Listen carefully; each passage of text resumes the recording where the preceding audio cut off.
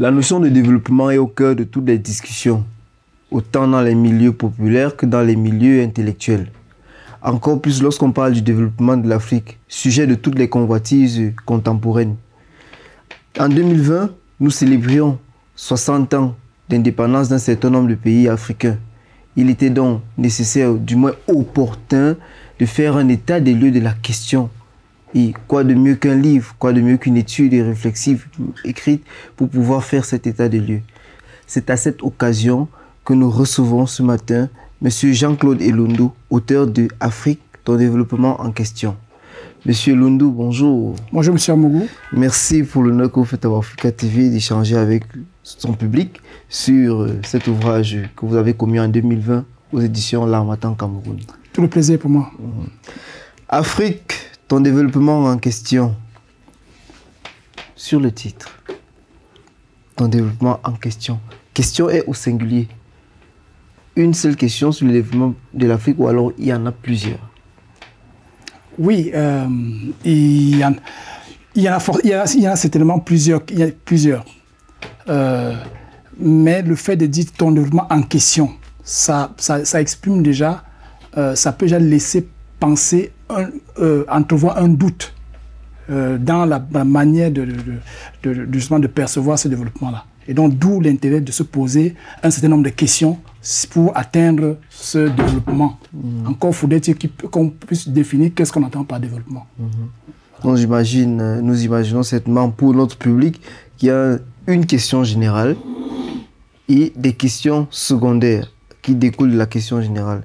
Quel est le problème ou alors quelle est la question qui se pose lorsqu'on parle du développement de l'Afrique? Ben, la question qui se pose, c'est que c'est d'abord un constat. Un constat que 60 ans après les indépendances, l'Afrique reste le continent le plus pauvre du monde. Alors que paradoxalement, elle est riche de matières premières.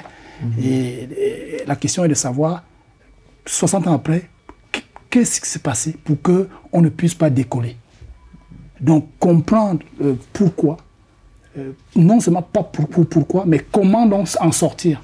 Donc c'est vraiment cette démarche, on va dire, ce processus que j'essaie d'analyser dans le livre pour dégager les perspectives d'avenir concrètes avec des études de cas qui permettent de laisser entrevoir une sorte d'espérance. Parce qu'effectivement, il y a matière, on doit espérer. Et de toutes les façons, l'Afrique doit se développer. Sinon, elle va disparaître. Okay. L'étude est menée sous forme de dialogue. Effectivement. Pourquoi avoir choisi la forme du dialogue au lieu de faire un essai avec une présentation thématique du début jusqu'à la fin? Écoutez, c'est quelque chose que j'ai choisi à dessein parce que, justement, comme je le disais à mon propos liminaire, l'Afrique a le développement de l'Afrique en question. C'est qu'il faudrait déjà qu'on se pose les bonnes questions. Et ici, donc, on choisit un style où le lecteur est acteur. C'était déjà un message à envoyer au lecteur. C'est-à-dire qu'il se pose quelques questions. Donc, quand on va lire le livre, quand on lit le livre, et j'espère que vous l'avez lu, quand on lit le livre, on devient acteur, puisque vous avez quelque part l'auteur et le lecteur qui balaient l'ensemble des questions qui se rapportent au développement. Effectivement, en lisant l'ouvrage, nous sommes arrêtés sur votre définition de la notion de développement à la page 18. Pour nos téléspectateurs, pouvez-vous revenir brièvement là-dessus? Mais vous savez, la notion de développement, elle a été créée par les pays occidentaux au lendemain de la Seconde Guerre mondiale, en fonction de leur vision du développement de l'Afrique. Ce qui posait un problème, c'est que ce sont les autres qui vous disent comment vous allez vous développer. C'est quoi le développement pour eux derrière?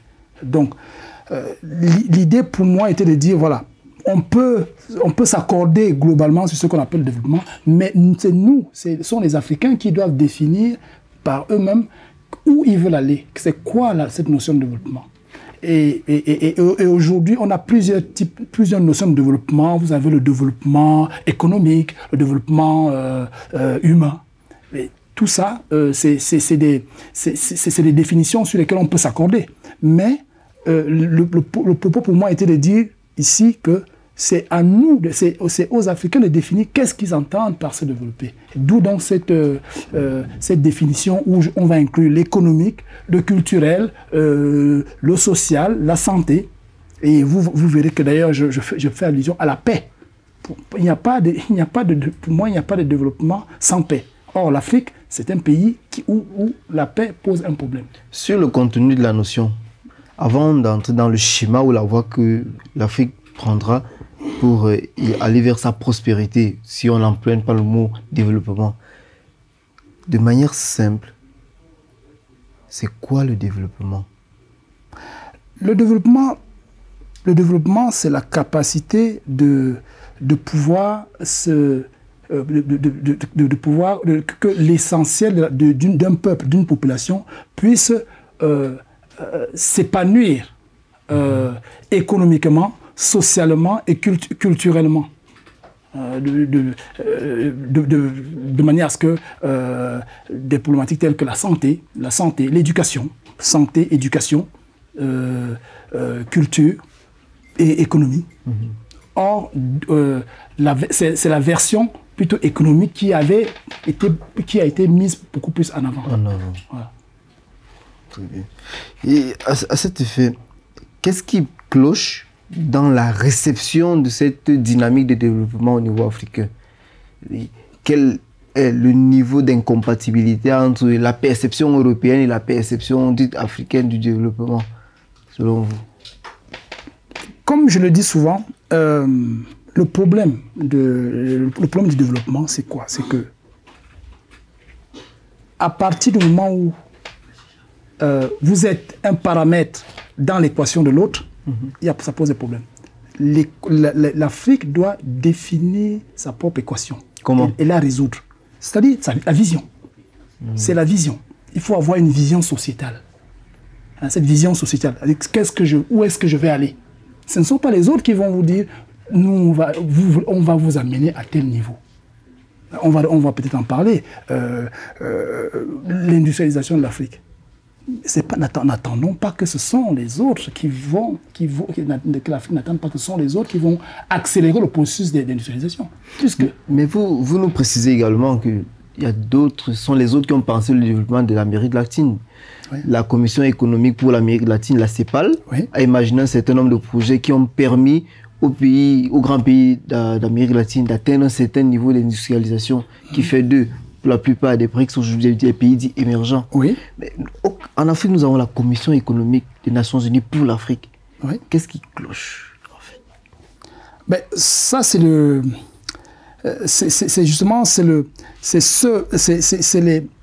on va dire, il y a trois pôles. Je veux dire, pour simplifier, il y a trois pôles.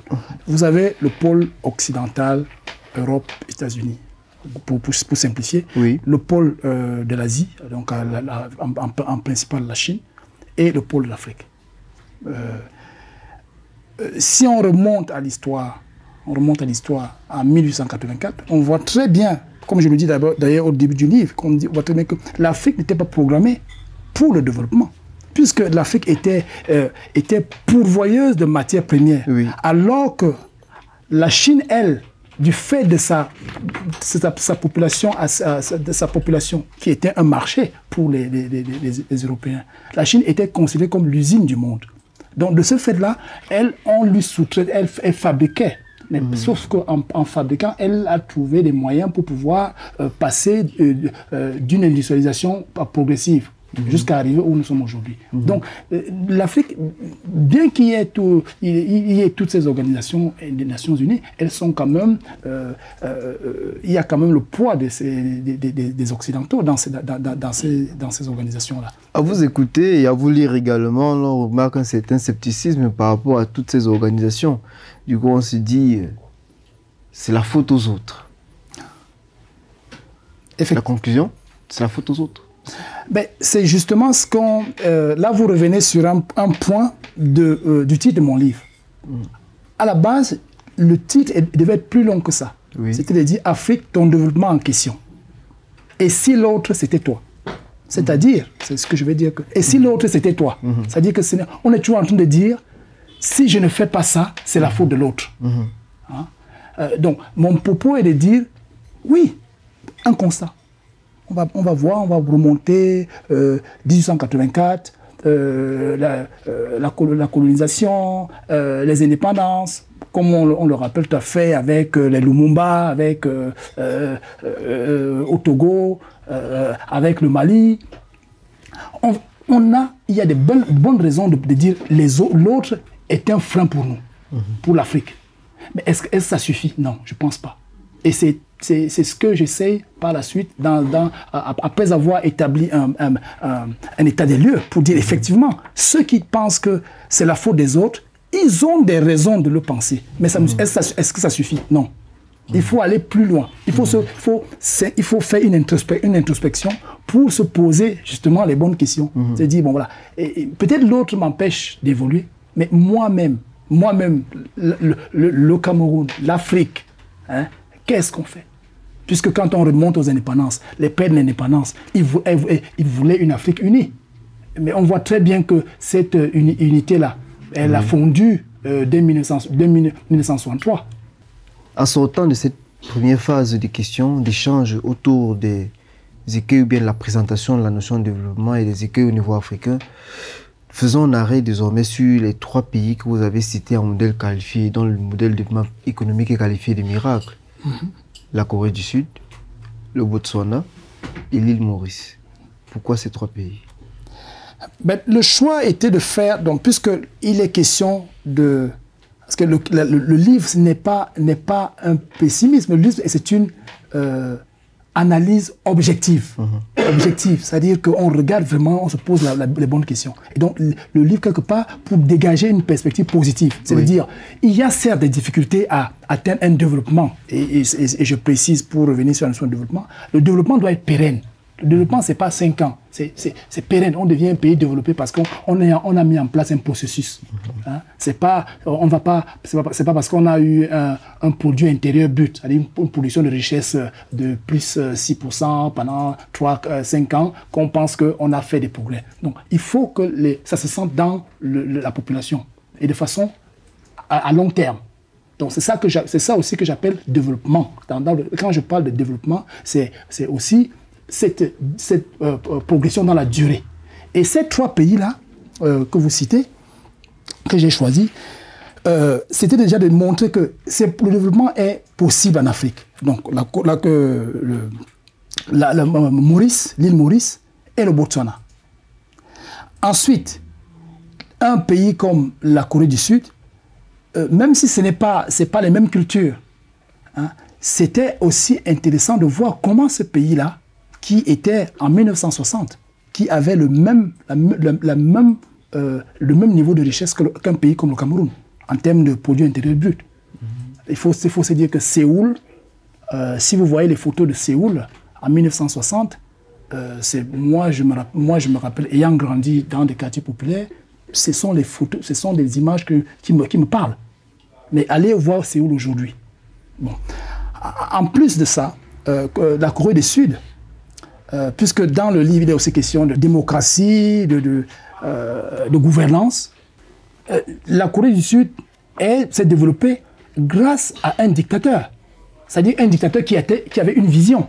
C'est aussi pour dire que ce n'est pas seulement les aspects démocratie, c'est aussi une vision. C'est-à-dire que développer un pays, c'est aussi avoir une vision. Et effectivement, dans ces 3 pays-là, on voit, ça permet d'illustrer comment on peut dire comment un pays procède pour se développer. Et quand on pense à ces pays-là, les pays comme le Botswana, par exemple, ils ont des matières. Le Botswana a la principale matière première, le diamant. Oui.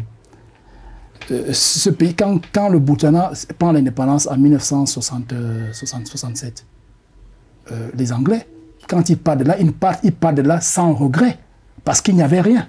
Mais sauf que, par le miracle des choses, le Botswana découvre le diamant un an plus tard. Et c'est à partir du diamant que le développement de ce pays s'est lancé. Pareil pour l'île Maurice. L'île Maurice, c'est la canne à sucre. L'île Maurice a été colonisée par les Hollandais, par les Français, par les Anglais. Mais l'île Maurice aujourd'hui a tous les attributs d'un pays développé. Il n'y a qu'à voir quasiment sur tous les plans. Et d'ailleurs, c'est ce que je fais dans le livre où je compare ces différents pays-là pour illustrer effectivement la marche qu'il y a encore à faire pour atteindre ce type de niveau-là. Du coup, la question, vous avez évoqué l'aspect de la Corée du Sud qui a été développée sous un régime autoritaire. Du coup, on peut affirmer, à vous suivre, qu'il n'y a pas de développement avec la démocratie. Ou alors la démocratie serait-elle un frein au développement? Mon propos n'est pas de dire... La question est davantage posée parce que lorsqu'on imagine un pays comme le Rwanda, dont on dit qu'il est assez autoritaire, le chef de l'État en l'occurrence, et avec toutes les prouesses économiques et sociales et technologiques qu'on observe de ce côté, on se dit quand même, peut-être qu'il faut explorer cette voie. Qu'en pensez-vous? Ben, écoutez, je suis de ceux qui pensent que le développement passe par une vision. C'est-à-dire qu'on est porté par une vision. Avant même la démocratie, c'est un outil derrière. Bon, bien évidemment, on peut voir les pays comme... On pourrait aussi citer le Ghana, qui fait des progrès en matière démocratique, qui décolle derrière. Mais je veux dire que ce n'est pas par la démocratie qu'on va se gouverner. Le préalable, c'est une vision sociétale. Et bon, quand on a une vision sociétale, si elle est éclairée, elle peut se faire de façon plus ou moins autoritaire. À condition que le peuple sache soit au moins avisé où on veut l'amener. Et on note à la fin de l'ouvrage, il y a 4 dossiers comportant des analyses spécifiques sur des mesures complémentaires qui peuvent être intéressantes dans la perspective du développement de l'Afrique. Merci, M. Lundu, pour cet entretien. Nous espérons déjà vous revoir très bientôt sur Africa TV. Merci à vous de m'avoir agréablement reçu ici. C'était un honneur pour moi de parler de ce livre-là. Et ce sera avec plaisir que je reviendrai animer des débats, des tables rondes si vous avez dans vos activités. Je suis tout à fait prêt à répondre à vos sollicitations. Très bien. À bientôt sur Africa TV. Merci beaucoup.